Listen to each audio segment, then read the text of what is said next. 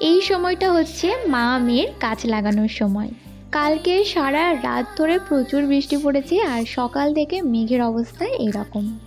যদিও বা বৃষ্টির কারণে গরমটা অনেকখানি চলে যায়, কিন্তু গাছগুলোর অবস্থা দেখছো, পুরো টব শুদ্ধ উল্টে ভেঙে গেছে। আরও কয়েকটা গাছ যদিও পড়ে গেছিলো, কিন্তু তাদের টবগুলো ভাঙেনি। আর এই গাছটার টবটা পুরো ভেঙে গুঁড়ো হয়ে গেছে। তাই আর দেরি না করে যখন দেখছি মেঘের অবস্থাটাও এরকম, বৃষ্টি পড়ার আগে আগেই গাছটাকে আবার ঠিক করে দেওয়া আসা হলো।